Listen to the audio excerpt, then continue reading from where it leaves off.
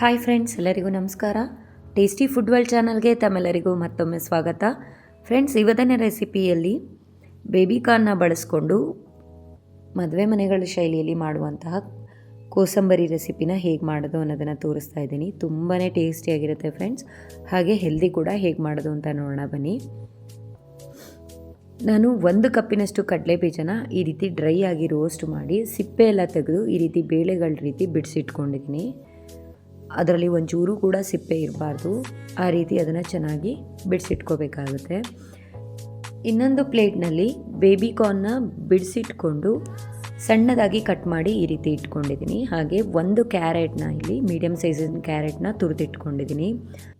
1 medium ಸೈಜಿನಷ್ಟು ಈರುಳ್ಳಿನ ನಾನು ಸಣ್ಣದಾಗಿ ಕಟ್ ಮಾಡಿ ಈ ರೀತಿ ಇಟ್ಕೊಂಡಿದ್ದೀನಿ. ಈ ರೆಸಿಪಿಯಲ್ಲಿ ಆರೋಗ್ಯಕ್ಕೆ ಬೇಕಾಗಿರುವಂತಹ ಸಾಕಷ್ಟು ಅಂಶಗಳು ಹೆಚ್ಚಾಗಿ ಕಂಡುಬರುತ್ತೆ. ಇವಾಗ ಒಂದು ಬೌಲಿಗೆ ಬಿಡಿಸಿಟ್ಕೊಂಡಿದೆ ನೋಡಿ ಕಡಲೆ ಬೀಜ, ಅದನ್ನು ಹಾಕೋತಾ ಇದ್ದೀನಿ. ಕಡಲೆ ಬೀಜದಲ್ಲಿ ಪ್ರೋಟೀನ್ ಅಂಶ ಹೆಚ್ಚಾಗಿರೋದ್ರಿಂದ ದಿನಕ್ಕೆ 1 ಮುಷ್ಟಿಯಷ್ಟು ಕಡಲೆ ಬೀಜನ ತಿಂತಾ ಬಂದರೆ ನಮ್ಮಲ್ಲಿರುವಂತಹ ಬ್ಯಾಡ್ ಕೊಲೆಸ್ಟ್ರಾಲ್ನ ಅದು ಬರ್ನ್ ಮಾಡಿ ನಮ್ಮ ದೇಹದಿಂದ ಹೊರಹಾಕಲಿಕ್ಕೆ ಸಹಾಯ ಮಾಡುತ್ತೆ. ಅಷ್ಟೇ ಅಲ್ಲದೆ ಹೃದಯ ಮತ್ತು ಮೆದುಳಿನ ಆರೋಗ್ಯವನ್ನು ಕೂಡ ಕಾಪಾಡುವಲ್ಲಿ ಇದು ನಮಗೆ ಸಹಾಯ ಮಾಡುತ್ತೆ.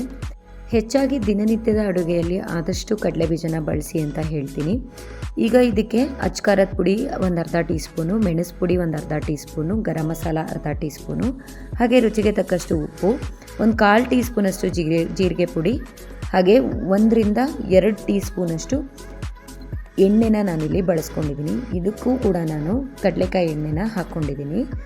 ಚೆನ್ನಾಗಿ ಇವೆಲ್ಲವನ್ನು ಹಾಕಿ ಮಿಕ್ಸ್ ಮಾಡ್ಕೊಬೇಕಾಗತ್ತೆ. ಇದಾದ ಮೇಲೆ ನಾನು ಹೆಚ್ಚಿಟ್ಕೊಂಡಿದ್ದೆ ನೋಡಿ, ಅದೆಲ್ಲವನ್ನು ಸೇರಿಸ್ಕೊತಾ ಇದ್ದೀನಿ. ಈರುಳ್ಳಿ, ಕ್ಯಾರೆಟ್ ಮತ್ತು ಬೇಬಿಕಾರ್ನು. ಇದು ಹಸಿ ಕ್ಯಾರೆಟ್ನ ಹೆಚ್ಚಾಗಿ ತಿನ್ನೋದ್ರಿಂದ ನಮ್ಮ ದೇಹದಲ್ಲಿ ಜೀರ್ಣಕ್ರಿಯೆ ಶಕ್ತಿ ಚೆನ್ನಾಗಾಗುತ್ತೆ. ಮಕ್ಕಳಿಗೂ ಕೂಡ ಹೆಚ್ಚಾಗಿ ಕೊಡೋದ್ರಿಂದ ಕಣ್ಣಿನ ಆರೋಗ್ಯ, ಚರ್ಮದ ಆರೋಗ್ಯ, ಹಾಗೆ ಮೆದುಳಿನ ಆರೋಗ್ಯ ಕೂಡ ಇವೆಲ್ಲದಕ್ಕೂ ಕೂಡ ತುಂಬಾ ಒಳ್ಳೆಯದು. ಬೇಬಿಕಾರ್ನಲ್ಲೂ ಕೂಡ ಜೀರ್ಣಕ್ರಿಯೆ ಶಕ್ತಿ ಹೆಚ್ಚಾಗಿದೆ, ಅದರಲ್ಲೂ ಕೂಡ ಫೈಬರ್ ಅಂಶ ಹೆಚ್ಚಾಗಿರೋದ್ರಿಂದ ಇವೆಲ್ಲವೂ ಕೂಡ ಆರೋಗ್ಯಕ್ಕೆ ತುಂಬಾ ಒಳ್ಳೆಯದು ಅಂತಲೇ ಹೇಳ್ಬೋದು. ಲಾಸ್ಟಲ್ಲಿ ನಾನು ಪೆಪ್ಪರ್ ಪೌಡರು ಸ್ವಲ್ಪ ಮತ್ತು ಚಾಟ್ ಮಸಾಲ ಸ್ವಲ್ಪ ಹಾಕ್ಕೊಂಡಿದ್ದೀನಿ. 1/4 ಟೀ ಸ್ಪೂನಷ್ಟು ಹಾಕ್ಕೊಳ್ಳಿ.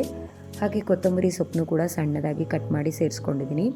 ಇವೆಲ್ಲವನ್ನು ಹಾಕಿ ಚೆನ್ನಾಗಿ ಮಿಕ್ಸ್ ಮಾಡ್ಕೊಂಡಾದ್ಮೇಲೆ ನೋಡಿ ಈ ರೀತಿ ರೆಡಿಯಾಗಿದೆ. ಲಾಸ್ಟಲ್ಲಿ 1 ಅರ್ಧ ಹೋಳಿನಷ್ಟು ನಿಂಬೆಹಣ್ಣಿನ ರಸನೂ ಕೂಡ ಸೇರಿಸ್ಕೋಬೋದು. ಟೇಸ್ಟ್ ಸ್ವಲ್ಪ ಡಿಫ್ರೆಂಟಾಗಿ ಚೆನ್ನಾಗಿರುತ್ತೆ. ವೆಯ್ಟ್ ಲಾಸ್ ಮಾಡೋರಿಗಂತೂ ಇದು ಹೇಳಿ ಮಾಡಿಸಿದ ರೆಸಿಪಿ ಅಂತಲೇ ಹೇಳ್ಬೋದು.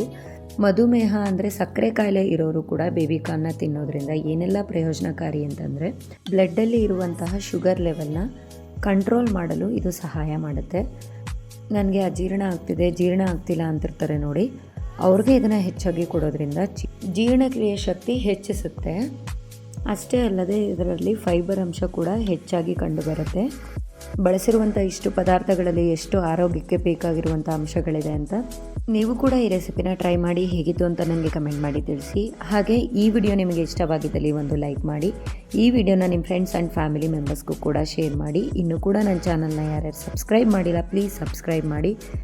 ಹಾಗೆ ಪಕ್ಕದಲ್ಲೇ ಕಾಣುವಂಥ ಬೆಲ್ಲೈಕನನ್ನು ಕೂಡ ಕ್ಲಿಕ್ ಮಾಡಿ. ನಾಳೆ ಮತ್ತದೊಂದು ಹೊಸ ವಿಡಿಯೋದೊಂದಿಗೆ ಸಿಗ್ತೀನಿ. Thank you.